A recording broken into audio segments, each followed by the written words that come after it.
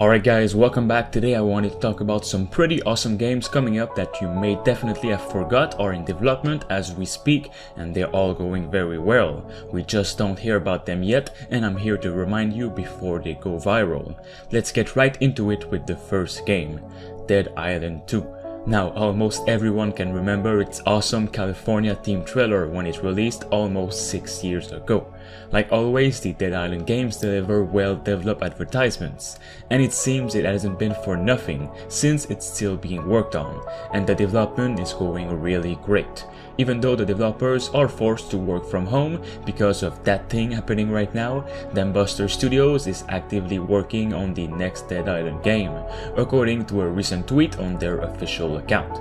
Since Dead Island 2 still has yet to release any new gameplay, trailers and such, hopefully we'll see something concrete about it soon, but we know it is one of the most important games from Capcom at the moment.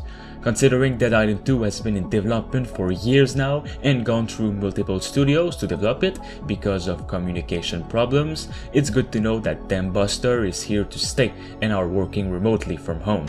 Dambuster is known for making Home From the Revolution, which received mixed reviews at launch, but do not forget this game had a really troubled development, which caused an unplanned early release.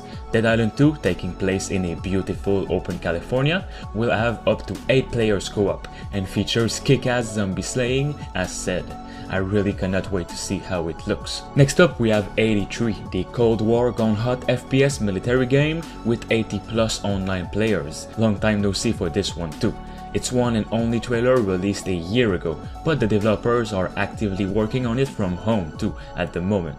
And they're also releasing some dev diaries explaining how everything is going and so on. Keep in mind 83 is coming from the Rising Storm creators, so you know this will be good.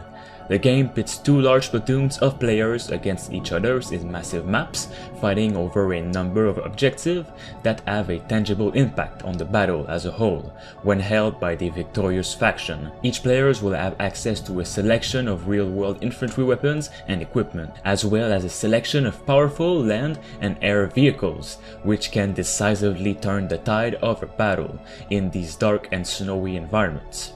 All the weapons will be truly authentic and will work as players expect them to be. Big fan of Rising Storm, so I cannot wait to see more of this. Next up we have Witchfire. Witchfire is a first-person dark gothic shooter, and you may have not heard of it. You may have not caught its brief reveal at E3 almost 3 years ago. First off, no, this game won't be a looter shooter as people expect from the gameplay on screen. This is just a test the devs wanted to make. In Witchfire, the player will inhabit the shoes of a badass revolver-wielding witch hunter. In this world, an evil witch influence has stretched across the land, awakening an army of the dead and all sorts of other monstrosities. The storytelling will be pretty similar to From Software games, where each part of the world will tell snippets of the game's story one by one. There won't be no cutscenes at all. Like the developers said, a well-designed world could tell its story in silence. Now for the combat. In a nutshell, combine Painkiller with Shadow Warrior and you're about there. Witchfire's combat is going to be very jumpy and dodgy in a sense. It's heavily focused on smart player movement while taking care of crowd control situations. It's gonna have plenty of different enemies, boss fights and lore, and I want to know more. Next up we have Back 4 Blood, the long-awaited spiritual successor to Left 4 Dead 2, and is also made by the original creators. Ever since Left 4 Dead 2 was released back in 2009, fans of the co-op zombie genre have been hoping for more, and happily the studio behind it have finally answered our prayers with the announcement of a spiritual successor to the series. We don't know so much about it yet, but here are all the details. It'll be an extremely ambitious premium AAA title that will utilize everything the studio has learned from developing previous games such as Left 4 Dead and Evolve. Back 4 Blood is already playable as we speak. It's coming to PS4, Xbox One and PC. It will still use shooting up a lot of zombies, but it also promises to build on that with lots of new features that will set the new IP apart. They're gonna add a lot of uniqueness to it. It will have a campaign and a PvP mode. I cannot wait for the reveal. Next up we have the ambitious Crimson Desert. The game's trailer took the gaming community by storm with an absolutely stunning reveal trailer, as you're seeing here. Crimson Desert offers an immersive single-player campaign, teeming with engaging quests based on the exploits of many mercenaries you'll find available for hire. There will also be a vast amount of content based around a more traditional MMORPG format, so it will be a perfect fit for the lone wolf person or those who likes to play with tons of other players. This is a world of mythical creatures who are neither friend nor foe, cruel mercenaries vying for blood, and powerful figures conspiring in the shadows of the royal court. Players will never be able to let their guard down. To survive these bigger threats, they'll need to learn to make strategic choices, all brought to life through Pearl's Abyss' unique action-driven combat system. That being the case, the biggest friend or foe, as in any MMORPG, will be the player right beside you if you decide to play online.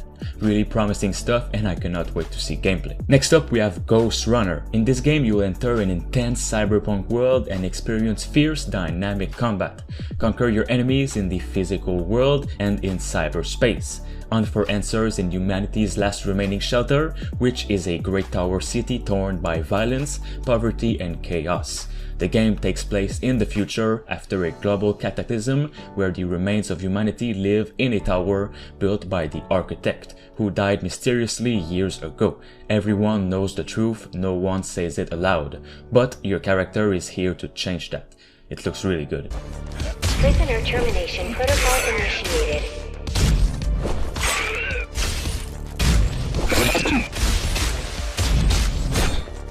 Next up, we have Atomic Heart. After having a pretty troubled development through the whole year of 2019 and having to change many gameplay elements due to game-breaking bugs, the Soviet Union FPS is back on track, but doesn't have a release date as of yet, and is coming to PS4, Xbox One, and PC. It is an adventure first-person shooter, events of which unfold in an alternate universe, during the high noon of the Soviet Union. The main character of the game is a special agent who was sent to a highly secret object by the Soviet government after it went radio silent. It incorporates weird elements inspired by BioShock and other unique games like it.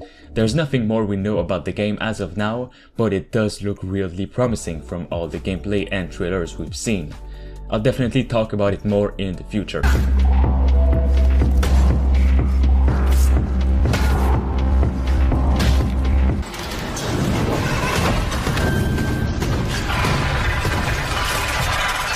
Next up, we have Dead Matter. This one has been in development for about 3 or 4 years, and to see how it has evolved over the years is a sight to behold. It is made by an indie company after a successful Kickstarter and is a true sandbox survival horror.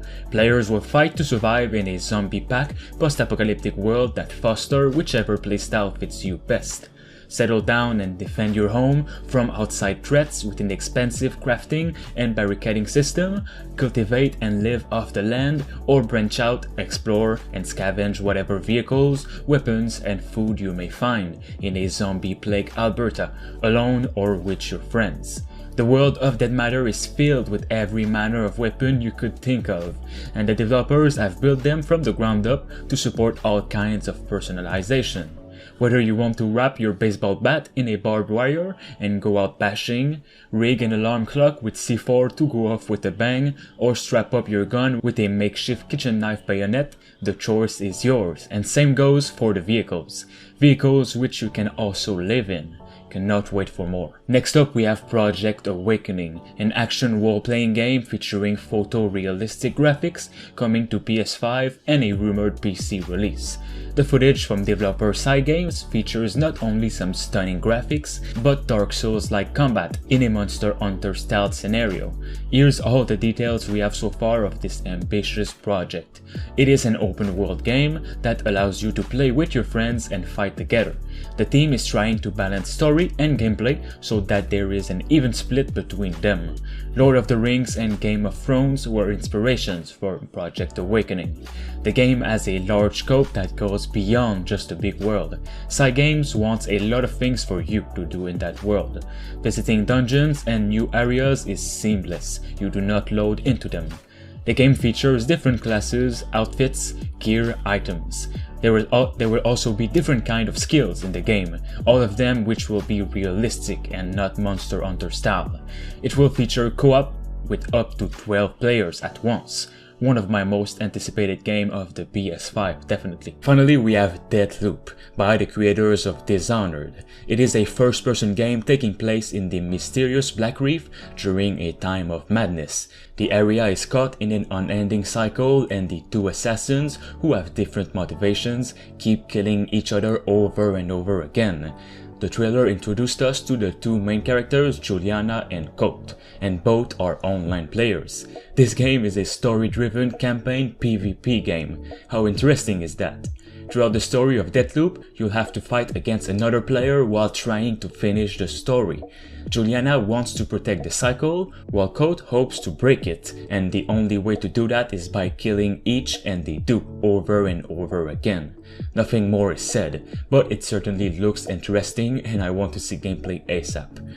Alright guys, if you have liked this compilation video and would like to see more in the future, make sure you drop a like as always and subscribe or dislike if not.